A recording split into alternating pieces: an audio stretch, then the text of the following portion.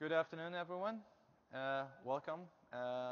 Today we're going to talk about user acceptance testing using Selenium and PHPUnit. Just a quick question in the room. Who is already using Selenium at some point? Yeah? Okay. Well, that's half of it.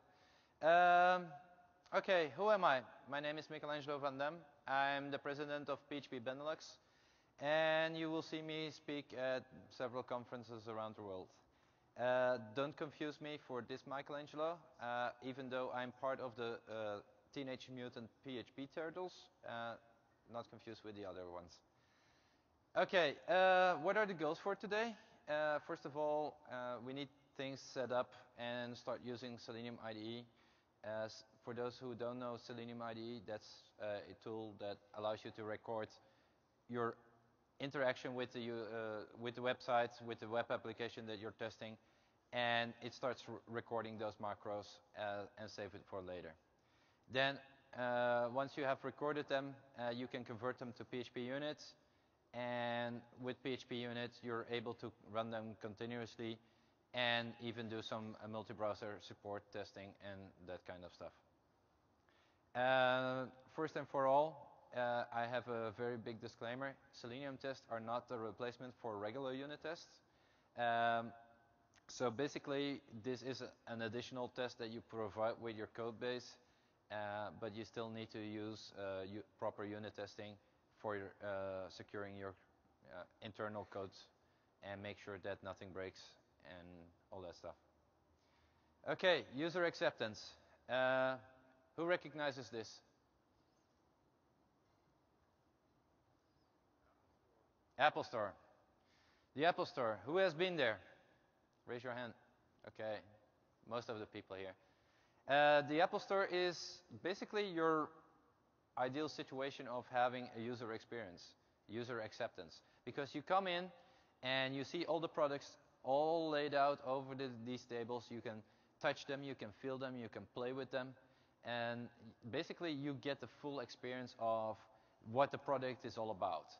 And you can ask questions, you can even try some of the applications on it. So you get a good experience of that. And user acceptance is basically about that. As Wikipedia says, acceptance testing is a test conducted to determine if the requirements of a specification or contract are met. So the specification you have when you walk into an Apple Store is this product really fitting my needs? And the same thing goes when developing web applications. Basically, what you have is a checklist, and what you need to do is you check off all the items that are required. And these checklists, you build them basically on top of the requirements of the business, of your customers. So you have functional testing, and it's for instance, you don't want to have access to a profile if you're not authenticated. That's one of these requirements. Another thing is, are my buttons, are my form elements, are my Ajax controls, are they interacting with the user? Maybe we have set all the APIs up using App Agility, but we don't have the JavaScript in place that actually calls those APIs. Those kind of things.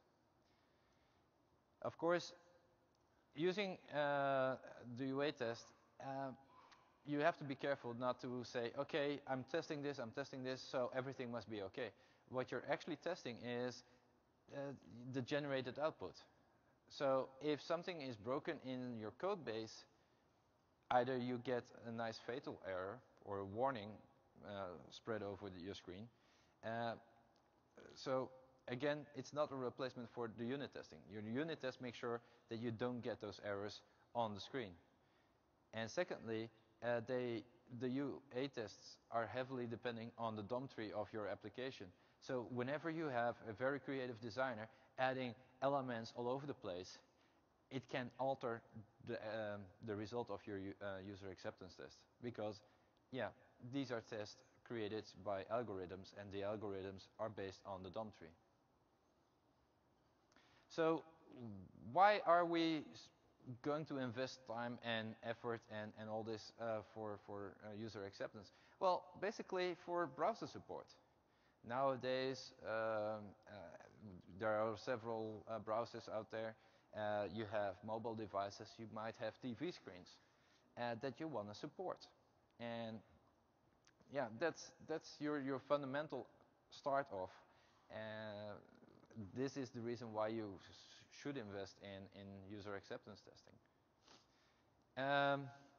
Okay, well, Selenium is here to the rescue. And it's a plugin for Firefox. And I already hear some people think, yeah, but you're talking about browser testing, and this is Firefox. Why only just one browser? Well, because the plugin was written for Firefox. So you install the plugin, and it automatically allows you to record it using the Firefox browser. We will see how it works. So first of all, you get the plugin, and all you have to do is go to Google, type in Selenium IDE. Come on, start typing. There you go. And then you see Selenium downloads. You go there, you select the Selenium, and you start downloading it. And you accept the plugins. There you go. And you wait for the restart because we need an additional plugin that is the PHP formatter. And the PHP formatter is something that we're going to use to convert our recorded interactions created by a Selenium IDE, and we can convert them to PHPUnit test. But we will get to the details later. So now every plugin is installed. Let's refresh our browser.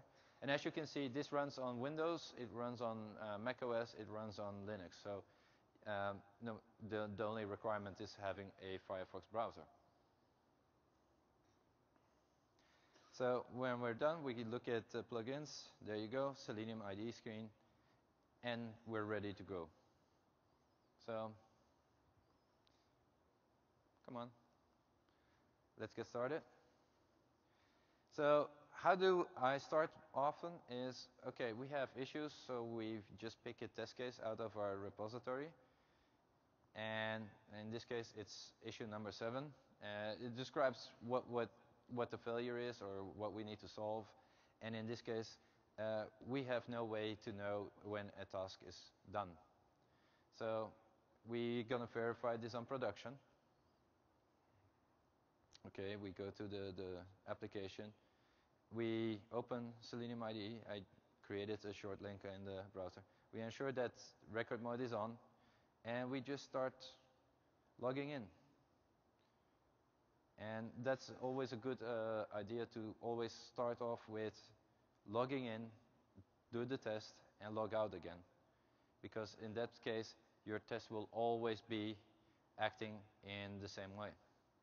So we're going to the list task. We expect a notification whether it's done or not there. And we need to have like a check mark to say, okay, the task is done. And then we sign out again. And as you can see, in Selenium now, everything that we did is being recorded. Be careful with passwords because passwords are in clear text. But yeah, and you can just replay it and it will automatically execute it. Or you can do it one by one. There's this shortcut, X, you press it, and you execute every line by itself. So how do we do this? Well, first of all, we expect a field there that says, okay, this task is done. So we are going to look at the DOM tree. As I said before, it's heavily depending on the DOM tree. So we're going to look, okay, that field is a element that we need to put in, and we do an assertion on that because that is our actual test.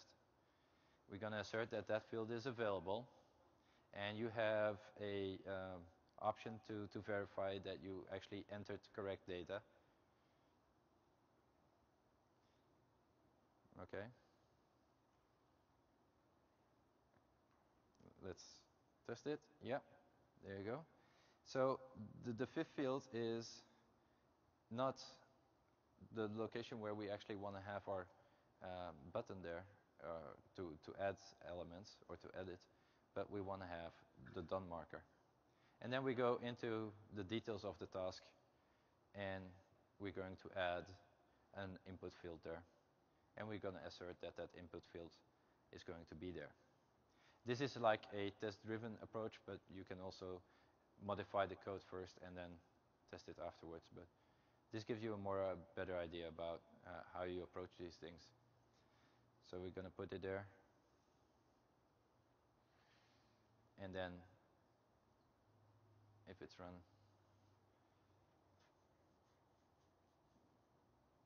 so the input fields ready. Okay. And then we log out again. And now we just test drive it and we run it and we go to the first assertion and it will fail. There you go. It fails because the field is not available. We go to the next one and that will fail too because it's not present. And we close out. So this is the macro that we actually recorded. And now it's time for us to fix the issue. Okay. We have fixed it. Let's run our test again. So run it. And as you can see, our assertions are okay. So the darker green ones are the assertions actually performing the test. And now everything is okay. So we save it as an HTML, and we will get back to the PHP unit in a second. But basically, this is your test. You're done. That's it. You're the winner. But of course, if we need to do this every time we have a new change in our application, and most likely you don't have just one test, but you have like a gazillion of these tests, yeah, going through them one by one every time, that's not convenient. So we want to automate things. We do automated testing. And this is where PHPUnit comes to the rescue. So what we do is we're going to export it simply to PHPUnit, and that's why we needed a PHP formatter. And as you can see, you can just select PHPUnit, and it will create a file that's called the test case. You need to be very careful about the naming convention, because for instance, it uses here example, but we're going to replace it with MarkTaskDone test, because it makes more sense to us. We need to have the host setting, and we will come to that later. And we set a port, and that will be explained in a second as well. Our public function, test_mark_test_as_done, gives us good feedback when we run test docs. And then we're going to download the Selenium standalone server.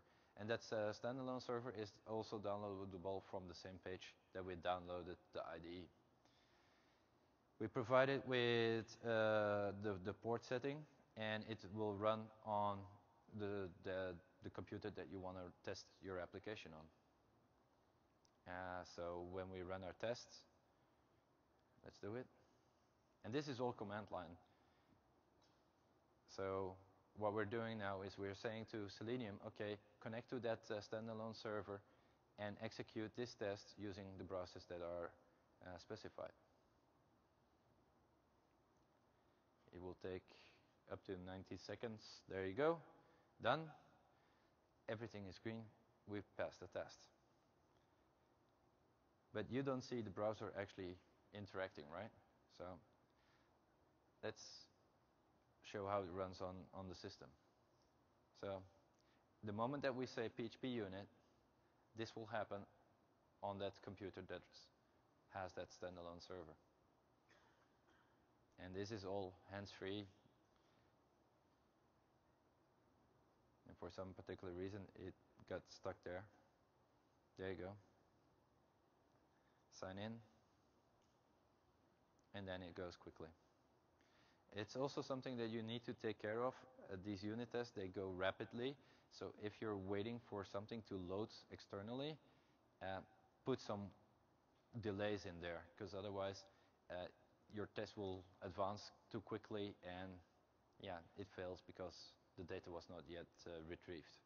So that is the only thing that you need to be careful about. But this is what happens on the computer that's on the test. So what are the advantages? I think everyone already sees the advantages. You can start testing immediately, even test the hard-to-test kind of situations. Because in all the discussions I had with developers, yeah, it's difficult to get started with unit testing. This is a way to get started with unit testing, although it's not actually unit testing, but at least you have something that secures your application. And you can have more nodes set up so you can execute those tests in parallel and have more tests done quickly. And the benefit is that you can test different browsers and platforms in a continuous integration setup. So we just showed you with a single browser, it works pretty well, but what are the next steps? Well, the next steps are basically, okay, we need to have multiple browser support. And nowadays, everyone has their own browsers preference, Chrome, Firefox, Mozilla, Safari, Internet Explorer, but also maybe some exotic ones. And you need to test those, especially if you see in the analytics, like, what is this browser? You go look it up, and you say, well, we got a majority of our customers using that specific browser, so let's get that browser also set up on our test system, and we can start testing. Because once you have written the test, it will work for all these browsers, unless something is coded incorrectly. Well, we need to modify our base test a little bit, and the first thing that we need to do is we need to add an array with the browsers that we want to test. So in this case, we're going to add Internet Explorer to the mix. We're going to use Firefox to the mix. We're going to use Google Chrome. And we also need to modify our test case that we have a base class for that.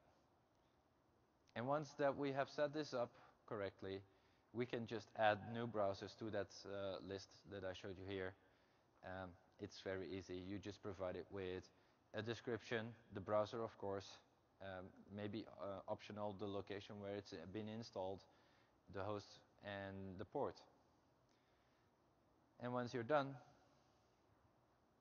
this will happen on the server. We execute PHPUnit, and as you can see, it starts executing the same test that we already had created automatically. Now, in this case, for Internet Explorer. Bang, done. The next one, I think it was Firefox. Yeah, there you go. It starts executing it. And as you can see, this is very quickly. Chrome, same thing.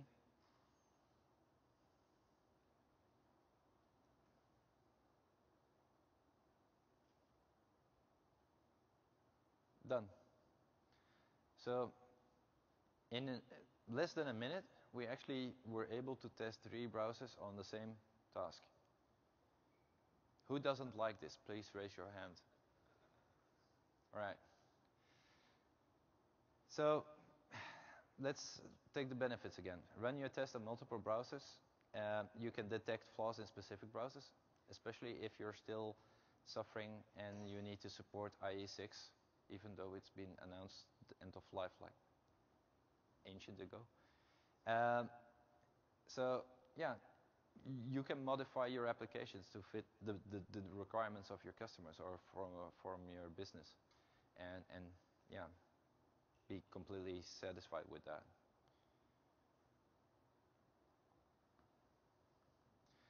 But as I spoke about, yeah, you can run things in parallel. Let's look at the multiple node setup. And this is what we call the grid. I know there is the grid and you have the WebDriver. Basically, it's the same thing, it's just named differently. So when I created this presentation, it was still called the grid, and afterwards they call it the WebDriver. But the principle is very simple. You have a centralized server that's called the hub, and through there you actually have nodes registering to that hub saying, hey, I'm capable of running your test for you. So the command clients, the nodes, are being registered to that hub, and the nodes will be executing the tests that are being sent to that particular hub. And the goal is basically to have your tests run automatically, and you can add more clients as you go along. So you can have a Windows node, you can have a Linux node, you can have a Mac node. There are already drivers that allow you to set up a iOS device or an Android device, so you can just add it to the mix of things that need to be tested. Give you a more precise idea. So you have your CI server that will automatically connect to the hub, and the hub in our case was a Windows server, and it will connect to Windows clients, Linux clients, macOS clients, and so on. The beauty is, who works within Citrix environments? Yeah, a few people here. If you have a client in Citrix, you can also register it as a client to the hub. So you can actually have your test flow through Citrix and actually being performed within that Citrix environment. And that is always one of those things that you test but not really test, and now you can actually have like the automated test do that for you. So I think that's going to be a huge benefit. Again, you set up the standalone server, and first of all you set it up as a hub, and you define the port, and then you define the clients, and these are it's a Java element, so you need to have Java installed on those clients. But you set up, okay, this is a node, this is my host, and this is my port, and I want to register to this particular hub. And from that point on, you're done. You can continue executing your test. So when you go see at the hub itself, it has a listing of all the client nodes currently registered to that hub, and what kind of browser support is being provided. And the problem is, when you have a Linux machine or a Mac OS device, you don't have Internet Explorer. So if you have Internet Explorer support requirements, please set up a Windows machine. It supports a wide range of browsers, but includes the Internet Explorer one.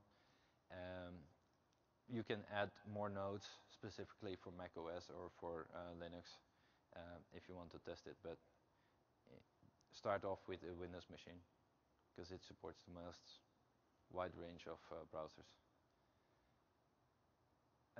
Again,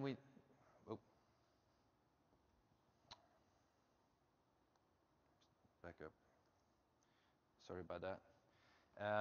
Again, you need to have a quick modification on your test case, because you want to define the nodes. The nodes are already set and registered to the hub, but you need to modify your test case so it automatically registers to the hub. So you define the IP address of the hub, you take the port number, and off you go. The rest remains the same thing. So yeah, for the Selenium tests, once you get started with it, it's going to be pretty much fun. As I expected it to be. Yeah, it's going to be a dull procedure, but once you do your assertions correctly and not focus too much on specific DOM elements, it can be a relatively maintenance-free kind of testing scenario that you put in place. And let's be honest, once you have those tests in place, especially for your JavaScript feature-rich applications, that's so much easier to test than using QUnit and PHPUnit all together in the same mix and trying to figure out, okay, am I doing a good thing? There's more information on selenium-hq.org that describes all the kinds of assertions that you can do, all the kinds of commands that you can execute. You can wait for elements to be present, for instance, so only continue when that element is loaded. This is very convenient when you have lots of data being pulled in. So the unit test will hold a second until that data is being fetched before continuing. Also have a look at PHPUnit DE, where it describes the whole approach for Selenium. As I see, this is an old page, but if you use current instead of 3.5, you will get to the latest documentation for that.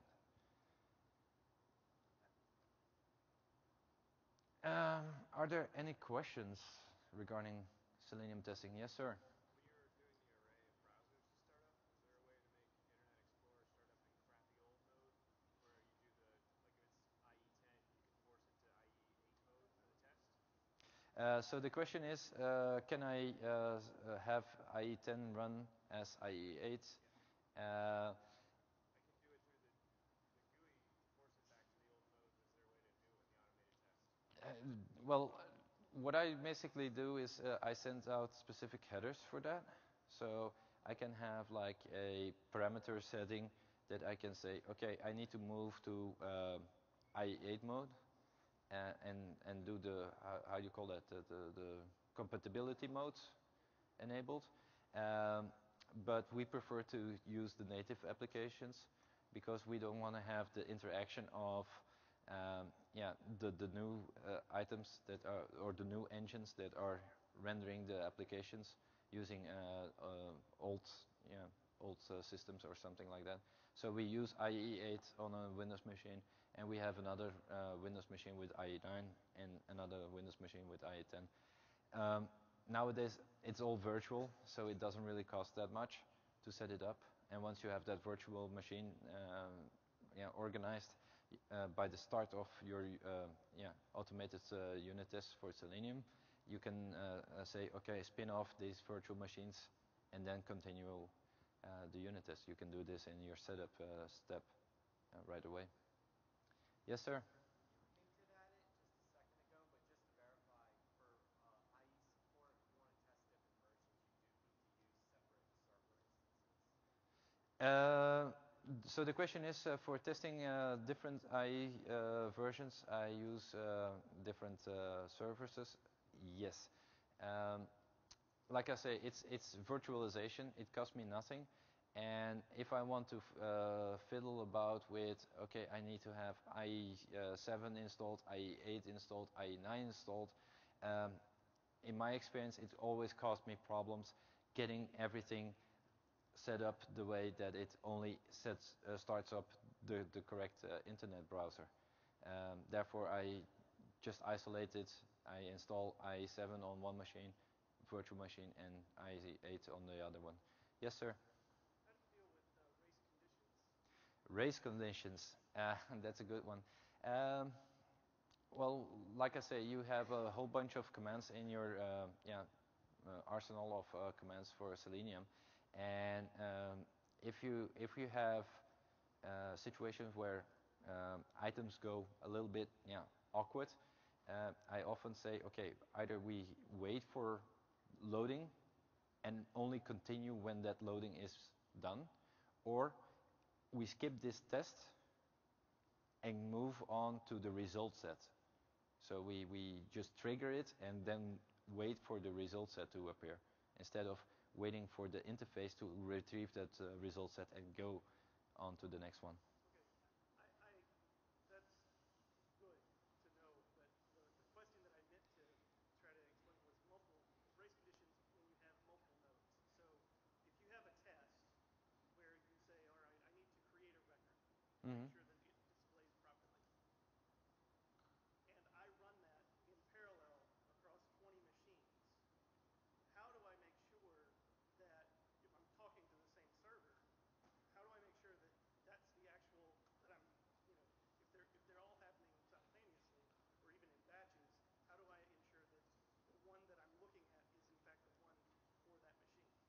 Okay. Now I understand. So the deal is what happens if you have multiple tracks at the same time executing towards a single backend system, and how does it deal with the data verification? That's a good one. We stumbled upon that same issue ourselves, and basically we figured out, okay, for the data, we don't look at the values of the data, but we look for the content of data, content being present, and not content being a value. And therefore, it doesn't really matter what is being returned, as we return something that we expect to be within the conditions that we have set up. So if we're expecting a list of top 5 products, we expect to have a list of 5 items, and not, oh, it has to be product A, B, and C.